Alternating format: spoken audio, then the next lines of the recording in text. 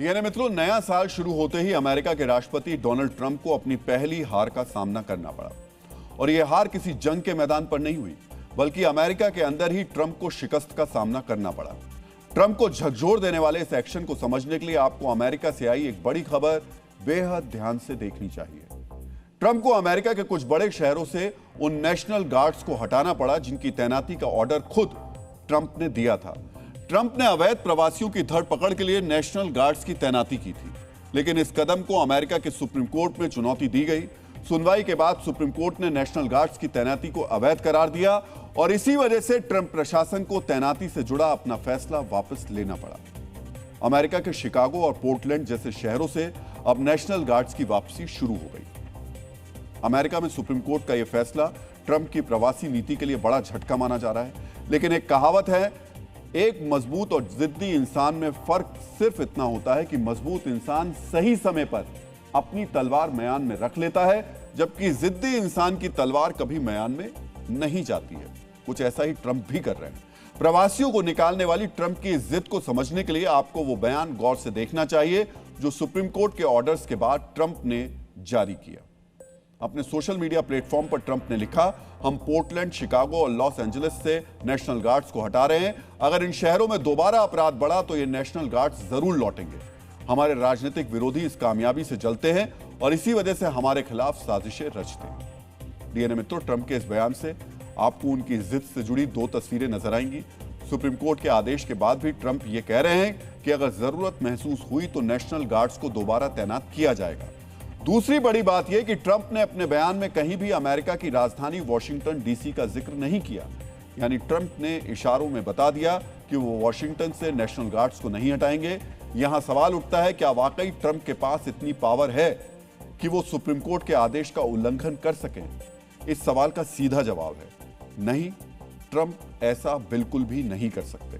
यहां पर ट्रंप की शख्सियत का दूसरा पहलू एक्सपोज होता है, जो बताता है जहां ट्रंप की जिद नहीं चलती वहां वो शातिराना पैंतरे खेलने लगते हैं। अब हम आपको वॉशिंगटन और नेशनल गार्ड से जुड़े इसी पैंतरे के बारे में बताने जा रहे हैं। गौर से देखिएगा, क्योंकि अगली जानकारी आपको बताएगी कि ट्रंप किस तरह दांव पे चलते हैं। दरअसल अमेरिका की स्वतंत्रता के 250 वर्ष पूरे होने वाले हैं। इस मौके पर ट्रंप ने एक बड़े आयोजन का ऐलान किया है, जिसे नाम दिया गया है अमेरिका 250। एक महीने तक चलने वाला यह जश्न फरवरी के दूसरे या तीसरे हफ्ते में शुरू होगा। इस आयोजन में परेड के लिए नेशनल गार्ड्स को भी शामिल होना है। यानी आयोजन की आड़ में फरवरी तक ट्रंप तकरीबन 2500 नेशनल गार्ड्स को वॉशिंगटन में रोक सकेंगे। यही है नेशनल गार्ड्स को लेकर ट्रंप का नया पैंतरा। इस तरह सुप्रीम कोर्ट के आदेश का उल्लंघन भी नहीं होगा और ट्रंप अपने समर्थकों के सामने यह पेश कर पाएंगे कि विरोधी डेमोक्रेट्स की कोशिशों के बावजूद उन्होंने वॉशिंगटन से नेशनल गार्ड्स को नहीं हटाया। सिर्फ वॉशिंगटन ही नहीं, बल्कि जिन अमेरिकी शहरों में ट्रंप की पार्टी के रिपब्लिकन गवर्नर हैं, उन्होंने भी नेशनल गार्ड्स की तैनाती को चुनौती नहीं दी है। यानी ट्रंप के आदेश पर टेनेसी और लुसियाना जैसे बड़े शहरों में नेशनल गार्ड्स की मौजूदगी और प्रवासियों के खिलाफ मुहिम जारी रहेगी। श्रीमद् भगवत गीता के एक मूल सिद्धांत में लिखा गया है, जो मनुष्य बुद्धि और मन पर नियंत्रण नहीं कर पाता, वो अपनी इंद्रियों के अधीन होकर ऐसा जीवन जीता है जो जागरूक नहीं माना जा सकता।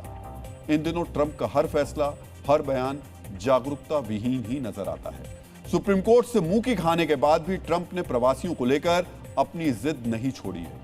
अब ट्रंप ने दूसरे देशों में अपने दूतावासों को धमकाने के काम पर लगा दिया है।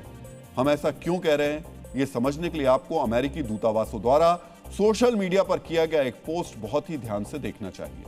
अमेरिकी दूतावास वीजा के लिए आवेदन करने वालों को यह चेतावनी दे रहे हैं कि अगर अमेरिका में प्रवास के दौरान उन्होंने अमेरिकी नियमों को तोड़ा तो उन्हें गंभीर सजा का सामना करना पड़ेगा।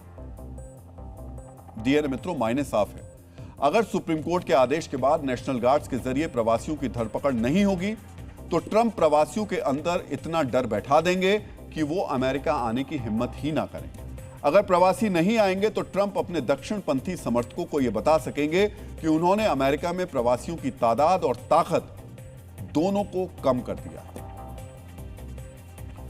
डीएनए मित्रों, ट्रंप को सिर्फ अमेरिकी अदालत में झटका नहीं दिया है, नए साल में दुनिया उनको झटका देने में लगी है। सोचिए, जिन देशों को दुनिया के मानचित्र में तो जगह मिली हुई है, लेकिन चर्चा में उनकी जगह नहीं आती, आप में से ज्यादातर लोग उन देशों का नाम भी नहीं जानते होंगे। ऐसे देश अब ट्रंप को सबक सिखा रहे हैं। अफ्रीका के 2 छोटे देशों ने ट्रंप के अमेरिका पर बैन लगा दिया। फिर से ध्यान दीजिएगा, अफ्रीका के 2 छोटे देशों ने ट्रंप के अमेरिका पर, जी हां, ट्रंप के अमेरिका पर बैन लगा दिया है। दरअसल ट्रंप ने 39 देशों के नागरिकों की अमेरिका में एंट्री बंद की। इस कदम के जवाब में बुर्किना फासो और माली नाम के 2 अफ्रीकी देशों ने अमेरिकी नागरिकों की एंट्री पर रोक लगा दी है। दोनों ही देशों ने कहा कि जो अमेरिका उनके साथ करेगा वही बर्ताव अमेरिका के साथ किया जाएगा। अमेरिकी मीडिया ने यह भी दावा किया कि बुर्किना फासो का पड़ोसी देश नाइजर भी अमेरिकी नागरिकों की एंट्री जल्द बंद करने वाला है। आखिर अफ्रीका के 2 देशों के अंदर ट्रंप को ऐसा मुंहतोड़ जवाब देने की हिम्मत कैसे आई, इसका भी हम विश्लेषण करेंगे। लेकिन उससे पहले आपको यह जानना चाहिए कि अमेरिका के सामने बुर्किना फासो और माली की हैसियत कितनी है। अमेरिका का कुल क्षेत्रफल 35 लाख वर्ग मील है। माली का क्षेत्रफल तकरीबन, यानी अमेरिकी क्षेत्रफल का तकरीबन 10%। बुर्किना फासो का क्षेत्रफल 1 लाख वर्ग मील है, यानी अमेरिकी क्षेत्रफल का तकरीबन 3%। अगर प्रति व्यक्ति आय की बात करें तो अमेरिका में यह आंकड़ा तकरीबन 77 लाख रुपए है, माली में प्रति व्यक्ति आय 97,000 रुपए है और बुर्किना फासो में यह आंकड़ा तकरीबन 88,000 रुपए है। यह जानकारी बता देती है कि किसी भी पहलू से ये दोनों देश ट्रंप के सामने कहीं नहीं टिकते। तो फिर ये ट्रंप के खिलाफ इतना सख्त रुख कैसे अपना पाए? इस सवाल का जवाब है एक चेहरा। ये हैं बुर्किना फासो के national leader captain Ibrahim Traore. Captain Ibrahim एक तख्ता पलट के जरिए बुर्किना फासो के गद्दी तक पहुंचे थे, लेकिन उनकी नीतियां लगातार एंटी अमेरिका और एंटी वेस्ट रही हैं। इब्राहिम मानते हैं कि पश्चिमी ताकतों के दखल की वजह से अफ्रीका का शोषण हुआ। इसी वजह से उन्होंने माली और नाइजर जैसे देशों के साथ मिलकर एक गुट बनाया और रूस को 3 देशों ने अपना सामरिक और आर्थिक साझेदार घोषित कर दिया। यानी कैप्टन इब्राहिम की हिम्मत और पुतिन का समर्थन वो फैक्टर बने जिनकी वजह से 2 छोटे देशों ने अब ट्रंप को आईना दिखा दिया है, या कह सकते हैं चुनौती दे दी है।